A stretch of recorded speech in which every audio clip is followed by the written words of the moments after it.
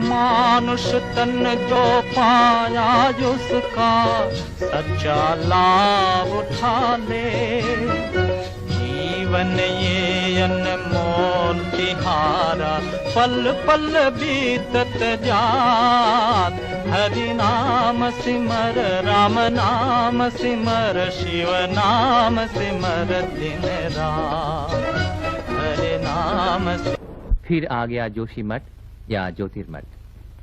जगत प्रसिद्ध वेदांत और दर्शन शास्त्र के महान भाष्यकार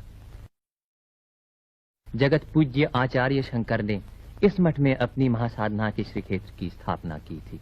उन्हीं की महासाधना से प्रेरित होकर भक्तों और सन्यासियों का दल आज भी यहाँ योग साधना किया करता है। शंकराचार्य जी ने जहाँ परम ज्योति लाभ की थी, उस स्थान पर छाया घिरी साधन वेदी के दर्शन करने से भक्ति और श्रद्धा अपने आप उमड़ आती है। फिर आ गया पांडुकेश्वर। कहते हैं इतिहास प्रसिद्ध चंद्रवंशी पांडु राजा यहीं निवास करते थे।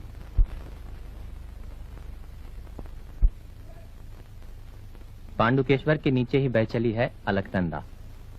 पुल पर से गुजरकर पहाड़ के बाद पहाड़ और कितने ही मुश्किल चढ़ाइयां चढ़ने के बाद लोकपाल के विशाल पर्वत की चोटी दिखाई देती है। सर पर सफेद मुकुट सा पहने हुए यह लोकपाल पर्वत की चोटी बर्फ से हमेशा ढकी रहती है। बीच की भूमि पर हेमकुंड नाम का एक बहुत बड़ा सरोवर है। सरोवर के चारों ओर उजली चमकीली बर्फीली पर्वत श्रेणियां विराजमान है। मनुष्य का रहना सहना यहाँ संभव नहीं। कहते हैं सिखों के दशम गुरु गुरु गोविंद सिंह जी ने इस जनहीन स्थान पर किसी समय एकांत साधना की थी। उनकी उस महान साधना के स्थान पर आज एक सिख गुरुद्वारा दिखाई देता है।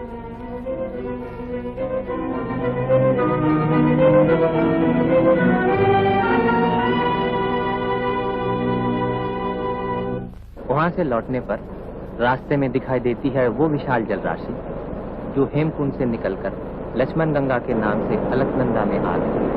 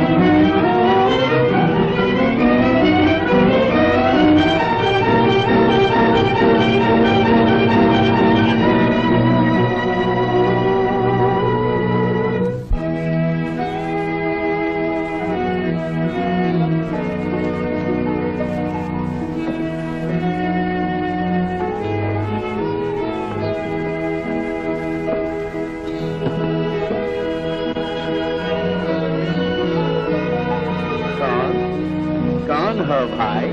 मुसाफिर। मुसाफिर? बैठे क्यों हो भाई? बीमार हो? नहीं जी, चल नहीं सकता। ओह, चल नहीं सकते? आओ मेरे साथ, मैं तुम्हें बाबा बद्रीनाथ के पास ले जाऊंगा। उठो, चलो भाई, आओ।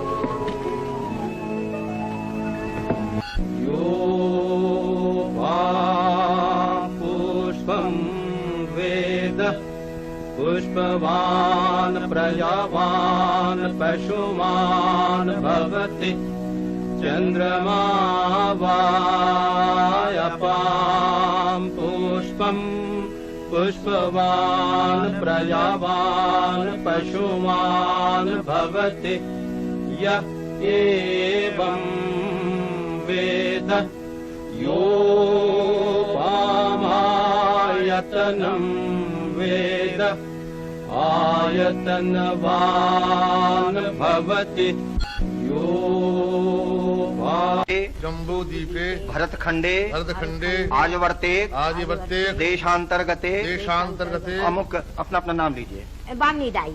गोपाल मोती। हम के मन ने मुझे स्थिर न रहने दिया। जिस मंजिल पर पहुंचकर दूसरों की यात्रा खत्म होती है, वहीं से मेरी यात्रा फिर शुरू हुई। मुझे जाना है उसी राह पर जिसे महाप्रस्थान की राह कहते हैं। बर्फ से ढके हुए रास्ते से मैं आगे बढ़ चला। नीचे बहा चला जा रहा है पिघली हुई बर्फ का प्रवाह।